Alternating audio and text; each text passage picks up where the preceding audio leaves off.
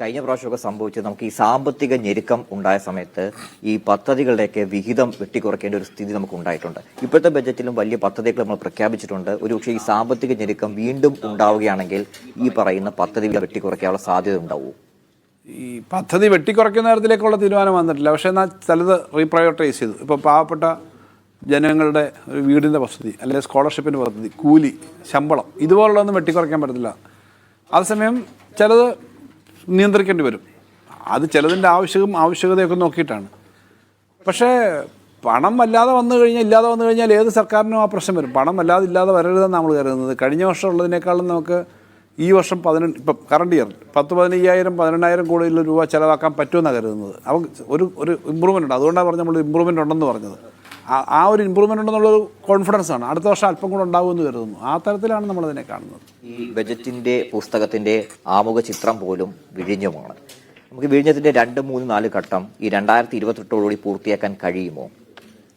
ഇപ്പോഴത്തെ പദ്ധതി അനുസരിച്ചിട്ട് 30 കഴിഞ്ഞ് 30 ചെയ്യേണ്ട കാര്യം 2028 ചെയ്യാമെന്നാണ് ഇരിക്കുന്നത്. അത്ര ഫാസ്റ്റായിട്ടാണ് പോകുന്നത്. ഫാസ്റ്റായിട്ട് പോകുമ്പം സർക്കാർ ഏറ്റിട്ടുള്ള കുറേ കാര്യങ്ങളുണ്ട്.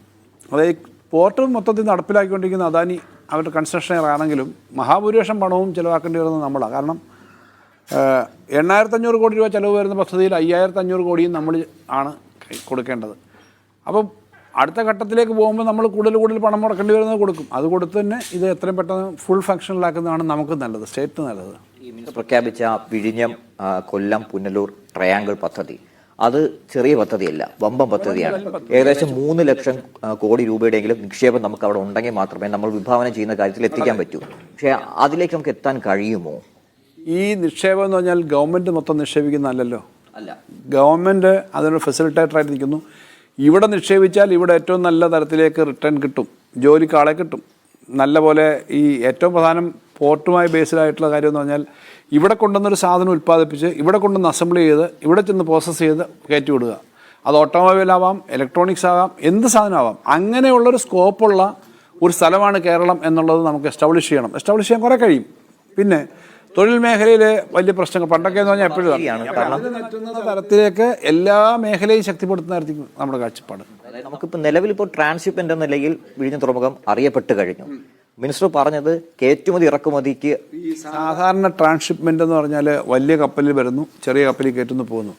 ആ കയറ്റിയിറക്കം കൊണ്ട് നമുക്ക് ഇപ്പോഴത്തെ എക്കണോമിക് ആക്ടിവിറ്റി ഇത്രയും ഗുണം ഉണ്ടാവില്ല. നമുക്ക് ആ എക്കണോമിക് ആക്ടിവിറ്റി ഗുണം ഉണ്ടാവണമെങ്കിൽ ഇത്രയും വലിയ കപ്പൽ വരുന്നൊരു തുറമുഖമാണ്.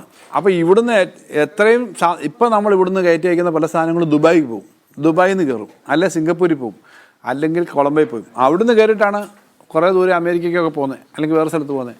അതിന് പകരം ഇവിടുന്ന് കയറ്റിയാൽ മറ്റേത് 2 ആഴ്ച അല്ലെങ്കിൽ 1 മാസം എടുക്കുന്ന സാധനം ഇവിടുന്ന് കയറ്റുന്ന ഒരു ഫുഡ് ആർട്ടിക്കിൾ പ്രോസസ്സ് ചെയ്ത് കയറ്റുന്നത്, ഡീപ് ഫ്രീസ് ചെയ്ത സാധനം ഇരിക്കും. അത് കയറ്റുന്നത് 1 മാസം കൊണ്ടാണ് പോകണമെങ്കിൽ ഈ ഇടയ്ക്കത്തെ ട്രാൻസ്ഷിപ്മെൻ്റ് എല്ലാം ഒഴിവാക്കി ഇവിടുന്ന് തന്നെ കയറ്റി വിടാൻ പറ്റും. ചിലവും കുറവായിരിക്കും. ആ ചിലവ് ഒരു കണ്ടെയ്നറിനകത്ത് സാധനം ഉണ്ടാക്കുന്നതിനും കയറ്റുന്നതിനും ഒക്കെ ഹാൻഡ്ലിംഗ് ചാർജിൻ്റെയും ചിലവ് കുറവ് ഇവിടെ വൻകിട പ്രൊഡ്യൂസേഴ്സിനെ ആകർഷിക്കും. അതാണ് ഇതിൻ്റെ ശരിക്കും ഉണ്ടാവേണ്ട ഗുണം. അതല്ല കപ്പൽ അവിടെ വന്നു, ഇവിടെ നിന്ന് ഗുജറാത്തിലെ ഒരു കപ്പൽ വന്ന് ഇവിടുത്തെ കപ്പലെ കയറ്റി ഈ കപ്പലങ്ങ് അമേരിക്കയ്ക്ക് പോയി, വേറൊരു കപ്പലങ്ങ് ചൈനയ്ക്ക് പോയി, നമുക്ക് വെറും ഒരു ഇൻകമേ കിട്ടത്തുള്ളൂ അതിൻ്റെ വാടകയുടെ. പറഞ്ഞു ഉദ്ദേശിക്കുന്നത് വിഴിഞ്ഞത്തിന്റെ യഥാർത്ഥ സാധ്യത കേരളത്തിന് ലഭിക്കണമെങ്കിൽ നമ്മുടെ ഭൂമിയിൽ വികസനം വരണം, നമുക്ക് ഇവിടെ എംപ്ലോയ്മെന്റും പ്രൊഡക്ഷനും എല്ലാം വരണം. അതിനെങ്കിൽ വലിയ തോതിൽ ഈ പലതരത്തിലുള്ള ആളുകളെ സഹകരിപ്പിച്ച്, പലതരം കമ്പനികളെയും പല മേഖലയിൽ നിൽക്കുന്നവരെല്ലാം സഹകരിപ്പിച്ചിട്ട് കാര്യങ്ങൾ കൊണ്ടുപോകണം. മുൻകൂട്ടി തന്നെ ഇത് പ്ലാൻ ചെയ്യണം. ഇപ്പം ഞാൻ പറഞ്ഞു, തിരുവനന്തപുരം മെട്രോയുടെ കാര്യം അടുത്ത വർഷം തന്നെ പ്രായോഗികമായി അതിൻ്റെ നടപടിക്രമം തുടങ്ങുമെന്നല്ല, അതിൻ്റെ കാര്യങ്ങളിലേക്ക് പോകും. എന്തുകൊണ്ടാണ്? വിഴിഞ്ഞമായിരിക്കും സെൻറ്റർ. ഇപ്പോൾ വിഴിഞ്ഞത്ത് പോകണമെങ്കിലുള്ള സ്ഥിതിയല്ല. അപ്പം മെട്രോ എന്ന് പറഞ്ഞാൽ ഇവിടുന്ന് തമ്പാനൂരിൽ നിന്ന് പിന്നെ കാര്യവട്ടത്തേക്ക് പോകുന്ന ആയിരിക്കത്തില്ല. അപ്പോൾ ഇത്തരം കാര്യങ്ങൾ മുൻകൂട്ടി കണ്ട് കാര്യങ്ങൾ ചെയ്യേണ്ടി വരും പലതും. ഈ ഔട്ടർ ഏരിയ ഗ്രോത്ത് കോറിഡോറിനെ പറ്റി പറഞ്ഞു, ട്രയാങ്കിളിനെ പറ്റിയൊക്കെ പറഞ്ഞു.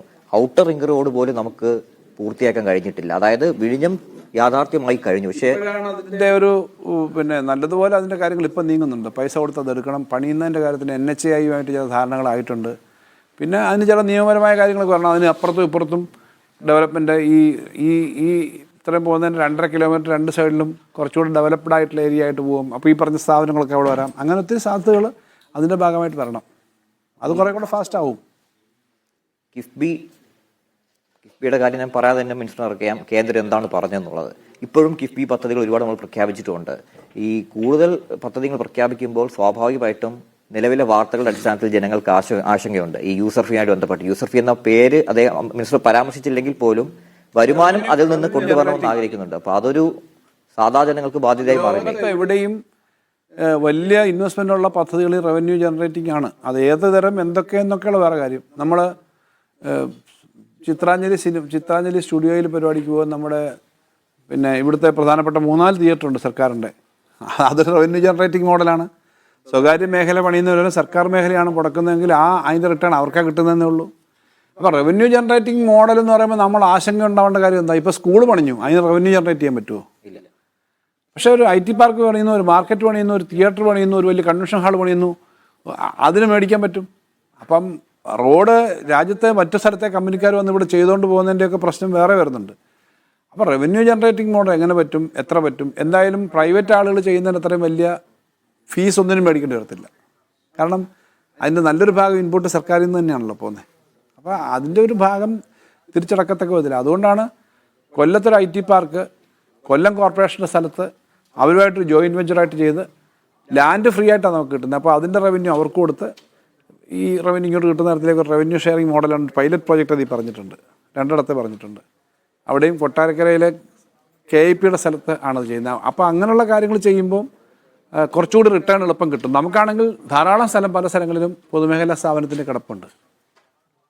ഈ വയനാടിന് വേണ്ടി പ്രഖ്യാപിച്ച തുക അത് പര്യാപ്തമാണോ? ഇപ്പോൾ നമ്മൾ ആദ്യഘട്ടത്തിലെ റീഹാബിലിറ്റേഷനാണ് 750 കോടി 2 സ്ഥലത്തായിട്ട്. അവിടെ റീഹാബിലിറ്റ് ചെയ്യേണ്ട ആളുകളെന്ന നിലയിൽ ഐഡൻറ്റിഫൈ ചെയ്ത ആളുകൾക്ക് താമസിക്കാനും ഒക്കെ അത്രയും മതി. അത് തന്നെ ആവശ്യത്തിലധികം ഉണ്ട് ഈ പണം. മറ്റു കാര്യങ്ങൾ പിന്നാലെ വരേണ്ടതാണ്. അപ്പോൾ ഇതിന് ഇപ്പോൾ നമ്മൾ കിട്ടിയേക്കുന്ന ആ സ്കീം നമ്മളതിനകത്ത് ലാൻഡ് ഒരു കോടതി കേസിൽ കിടക്കുകയാണ്. അത് കിട്ടിയാൽ 1 വർഷം കൊണ്ട് ഇത് പൂർത്തിയാക്കണമെന്ന് നമ്മൾ ആഗ്രഹിക്കുന്നത്. അതിന് പണം തടസ്സമാവരുത്. ഡിസൈനിൽ പോകണം. ഇത് നടക്കും. അത് നടത്താൻ ഗവൺമെൻറ് സന്നദ്ധമാണ്. ഏത് ബുദ്ധിമുട്ട് വന്നാലും നമ്മളത് ചെയ്യും. ആ ഒരു കമ്മിറ്റ്മെൻ്റാണ് അത് പറഞ്ഞത്. ഈ ഭൂനികുതി ടാക്സ് നികുതി 50% ഉയർത്തിയത് അതൊരു ജനങ്ങളോടുള്ള വെല്ലുവിളിയല്ലേ? വെല്ലുവിളിയാന്നുള്ളത് എത്ര ടാക്സ് എന്നുള്ളത് നോക്കിയാലും മനസ്സിലാവും. അതായത് ഇപ്പം ഉള്ള ടാക്സ് 10 സെൻറ്റ് നിങ്ങൾക്ക് ഉണ്ടെങ്കിൽ 1 വർഷം സർക്കാരിലേക്ക് അടയ്ക്കേണ്ടത് 20 രൂപയാണ്. അത് 1 വർഷം 30 രൂപയായിട്ട് വർദ്ധിപ്പിച്ചു. വളരെ വലിയൊരു വെല്ലുവിളിയാണ് എന്നൊക്കെ പറയാമെന്നല്ലാതെ ഇതൊക്കെ ജനങ്ങൾക്കറിയാം. അപ്പം അങ്ങനത്തെ വെല്ലുവിളിയുടെ ഒന്നും പ്രശ്നം അതിലില്ല. ആകെ ഈ ഗവൺമെൻറ് ഈ ബഡ്ജറ്റിലെല്ലാം കൂടെ 300 കോടി രൂപയെ ടാക്സിൻ്റെ പ്രപ്പോസലുള്ളൂ. അപ്പോൾ അതൊരു വലിയ ടാക്സ് ഒന്നും ആണെന്ന് പറയാൻ പറ്റുന്നതല്ല. ടാക്സേ അല്ല. സാധാരണ ഇതിൽ 12,000 കോടിയൊക്കെ വരുമെന്നായിരിക്കും പ്രതിപക്ഷം ഉൾപ്പെടെ പ്രതീക്ഷിച്ചത്. നമുക്ക് പക്ഷേ പരിമിതിയുണ്ട് പല ടാക്സും കൂടുതൽ റേസ് ചെയ്യാൻ. അതുകൊണ്ട് ഇത് ഒരു കാര്യവും അങ്ങനെ ജനങ്ങൾക്ക് ബുദ്ധിമുട്ടുണ്ടാകുന്ന തരത്തിലുള്ളത് ചെയ്യാൻ ആഗ്രഹിക്കുന്നില്ല ഗവൺമെൻറ്.